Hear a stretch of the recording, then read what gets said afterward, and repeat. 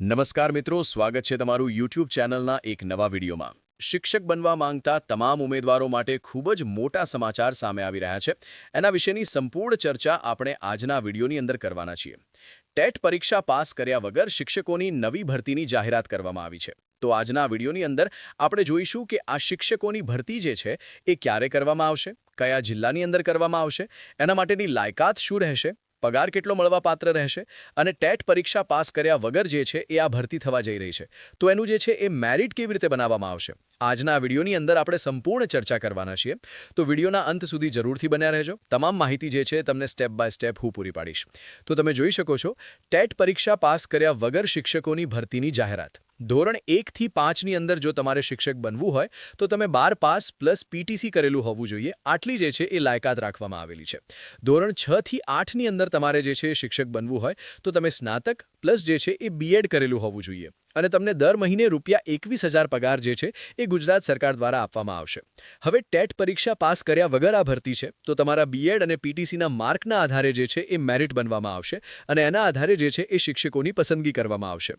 પછી આગળ જે ઇન્ફોર્મેશન આપેલી છે, જે ઓફિશિયલ પરિપત્ર છે, તમે જોઈ શકો છો, જે 25/2/2026ના રોજ જે આ પરિપત્ર છે એ અપ્રૂવ થયો છે। પ્રાથમિક શિક્ષણ નિયામકની કચેરી દ્વારા જે છે આ પરિપત્રમાં આપવામાં આવે છે।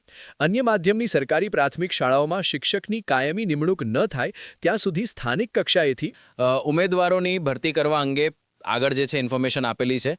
ઉપરોક્ત વિષય પરવે જણાવવાનું કે શિક્ષણ વિભાગ દ્વારા સંદર્ભ 1 અને સંદર્ભ 2ના પત્રથી અન્ય માધ્યમની સરકારી પ્રાથમિક શાળાઓમાં ટેટ 1 અને ટેટ 2 પરીક્ષા પાસ ઉમેદવારો ન મળવાના કારણે કાયમી ભરતી તેમજ જ્ઞાન સહાયક યોજના મુજબ કેન્દ્રીકૃત પદ્ધતિથી જ્ઞાન સહાયકની નિમણૂક માટેના પ્રયત્ન કર્યા પછી પણ જગ્યાઓ ખાલી રહેવાના કારણે બાળકોનું શિક્ષણ પ્રભાવિત ન થાય તે હેતુસર અન્ય માધ્યમની શાળાઓમાં કાયમી શિક્ષકની નિમણૂક ન થાય ત્યાં સુધી સ્થાનિક કક્ષાએથી ધોરણ 1 થી 5 માટે એચએસસી અને પીટીસી અને ધોરણ 6 થી 8 માટે સ્નાતક અને તાલીમી લાયકાત જે તે માધ્યમમાં અભ્યાસ કરેલો હોય તેવા ઉમેદવારને અગ્રિમતા આપવાની રહેશે। લાયકાત ધરાવતા સ્થાનિક ઉમેદવારોને જિલ્લા/નગર શિક્ષણ સમિતિ કક્ષાથી નિમણૂક આપવા માટે મંજૂરી આપવામાં આવે છે। તો તમે જે છે ધોરણ 1 થી 5ની અંદર શિક્ષક બનવા માંગતા હો તો તમે એચએસસી પ્લસ પીટીસી કરેલું હોવું જોઈએ અને તમે ધોરણ 6 થી 8 માટે શિક્ષક બનવા માંગતા હો તો તમારે જે છે એ સ્નાતક પ્લસ જે છે એ બીએડ કરેલું હોવું જોઈએ અને તમે જે જિલ્લાના વતની હોય એ જિલ્લાની અંદર તમને જે છે એ નોકરી આપવામાં આવશે।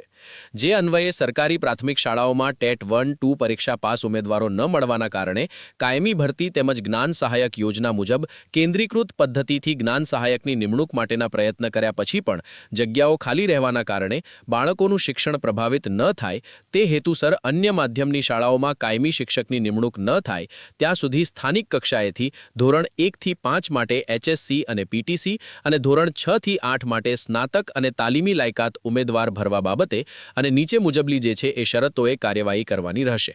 તો જે છે જોઈ શકો છો, ધોરણ 1 થી 8ની અંદર આ શિક્ષકોની નવી ભરતી થવા જઈ રહી છે અને એની તમામ ઇન્ફોર્મેશન જે છે એ સ્ટેપ બાય સ્ટેપ નીચે જે છે આપેલી છે। તો એનો પહેલો મુદ્દો જોઈ લો, જિલ્લા પ્રાથમિક શિક્ષણ અધિકારી શ્રી શાસન અધિકારી શ્રીની સૂચના મળે અન્ય માધ્યમની સંબંધિત શાળા વ્યવસ્થાપન સમિતિ દ્વારા શાળામાં ધોરણ 1 થી 5 અને ધોરણ 6 થી 8માં ખાલી પડેલ જગ્યા પર સ્થાનિક કક્ષાએથી ઉમેદવારોને કરાર આધારિત નિમણૂક આપવા ધોરણ 1 થી 5 અને ધોરણ 6 થી 8 માટે અરજીઓ મંગાવવાની રહેશે।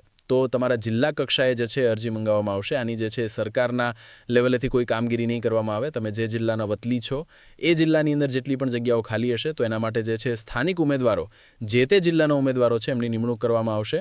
આ અરજીઓ આવ્યાથી ધોરણ 1 થી 5 માટે પીટીસીમાં મેળવેલ ગુણના આધારે મેરિટ યાદી બનાવી તેમજ ધોરણ 6 થી 8માં બીએડમાં મેળવેલ ગુણના આધારે મેરિટ યાદી બનાવવાની રહેશે। તો આના માટે ટેટ પરીક્ષા પાસ કરવાની જરૂર નથી।